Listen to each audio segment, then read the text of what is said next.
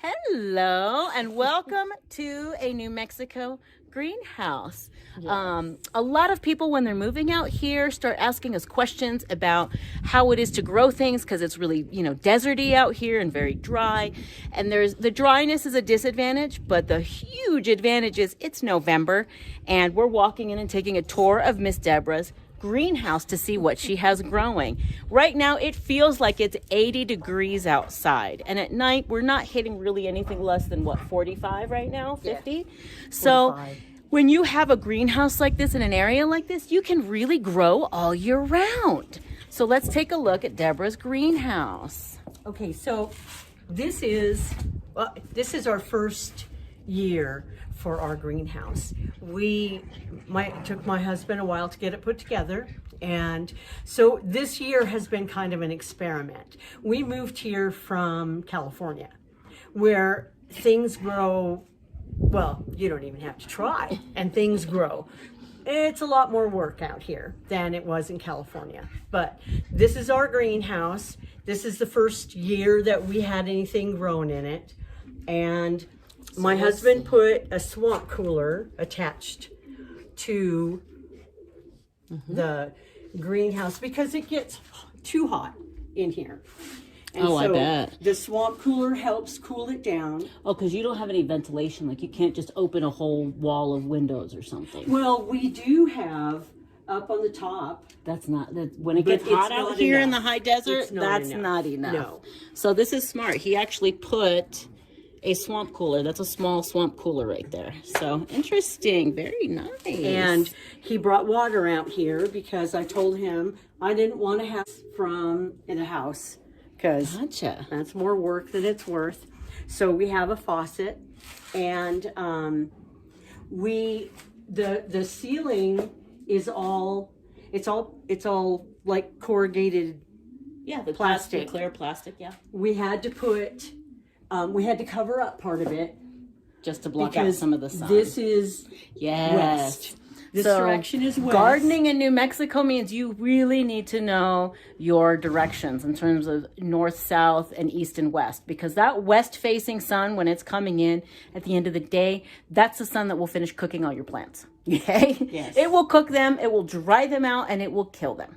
So you generally have to really be prepared for that, create shade or plant strategically so the plants that can tolerate it are planted on the west side and they give shade to the rest, and hopefully they're tall and blah, blah, blah. We can go into more detail with that in another video, but we just really wanted to show you how neat. You have great raised beds. That's a really common technique inside of a greenhouse, but I've never seen one out here in New Mexico that was this big. Look at those beds. So what are you going to plant in here now? It's November. Well, for this winter, we are going to attempt to see if we can keep our aloe vera plants alive. Nice. Because aloe vera does not live in the winter cold, outside in New Mexico. Yeah. So we have a whole bunch of aloe vera plants. You'll see them in a minute. We're going to move them over here because this bed doesn't get enough sunshine directly on it to be able to really plant plants here. Gotcha. If we took out like maybe this panel, maybe it would. I'm not sure. Could you do like cabbages and lettuces? Because they can grow in the shade. Maybe. That's something to think about. But this is left over from what we already planted. You still have peppers here. Yes. Look at this. This is a great big huge pepper plant. This is your pepper plant. This is the tree. Yeah. Oh my gosh. Yes. And how many years have you had this alive? Oh no, we just got this. This was a plant that my husband bought 4 plants from, I don't know, Home Depot or Lowe's or someplace. This one, aroma tomato, which is actually right next to it. Okay. That is just about dead, although I think it's got a few tomatoes. You have tomatoes here. Until they ripen, I wouldn't bother. Yeah. I would not bother because you got tomatoes there. Yeah, and a cherry tomato plant, and look at all these tomatoes. Ladies and gentlemen, I had probably 20 tomato plants and they all died. They all died by the first week of October when that first nasty frost hit. I pulled what I could out of the ground, hung some up in the garage to see if they'd ripen, and they did. boxed a bunch of green tomatoes to see if they'd ripen, and they did ripen. I just started processing them. And then I made a crap load. I shouldn't say crap. Sorry. I made a lot of salsa verde and other green tomato products that I've been practicing canning with. But I miss the cherry tomatoes. I had some amazing cherry tomatoes this year that just gave me the most delicious flavors. I'm going to pick one, Deborah. I hope I'm not in trouble. That's okay. Look at Go right that. ahead. Oh my gosh. And it tastes sweet and delicious. That's what a summer sweet tomato, cherry tomatoes should taste like. Then this was our other tomato plant Okay. that actually didn't start having tomatoes on it until about a month ago. Of course. Partly because it was too hot. That's why we put these panels up there. Because if it gets to be more than They won't ripen. 85 degrees, I think, they just quit. They just don't even produce. And now, all of a sudden, it's got all kinds of tomatoes on it. They're not very big. Oh, but look at that. That's fresh and tastes delicious. You can't compare a store-bought tomato to one of these that you grow in your own greenhouse. You just can't. They taste so good. We did have some failures. Okay. A good gardener always has failures. If not, they're not stretching themselves. This was supposed to be cantaloupe, and they never got any bigger than this. Hold on, there we go. That's not a cantaloupe. Yeah, it's supposed to be, and they taste horrible. Because I tried one. It never got It smells like a melon, but it's not. Yeah, they never got, there's several of them on the plant. They never got any bigger than this. That's crazy. And they don't taste good.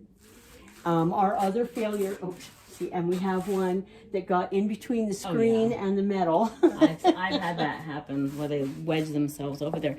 But you really are what, like, you could easily start a whole new batch of like spices and stuff in here, because they're okay when it gets cold as long as they don't freeze. Right. You know, you could have a basil bed, an oregano bed. Well, and actually we and did that's have some basil and some oregano and some chamomile that didn't really, this one's kind of gone to seed.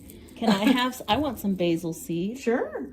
Oh, the smell. If only you could smell this, the dried seeds from the basil. I mean, it's amazing. Amazing. And I had squash. I had the yellow crookneck. Yes. That they got this long and that big around. Did you fertilize them a lot? I think that my husband put a whole lot of steer manure in here. Be careful with the poop. Yes. And our Roma tomato had, a lot of them had the blossom end rot. Yeah. And that could be what was the problem with that too. But by next year your dirt will have broken down more. Yeah. And you should be fine. I would just be careful. Let those bags of steer manure that I got them too. They're just sitting in the yard. I just didn't end up using them. Yeah. But they'll be better next year. And I had issues as well with germination. So and my husband has pigeons. Oh, that's right. And so pigeon poo is good stuff. And then over here, he had this experiment going on where he was trying to, because we have lilac bushes, and he had the trimmings he'd taken off, and he root-toned them, and he stuck them all on the ground. And I used to tell people, my husband grows twigs.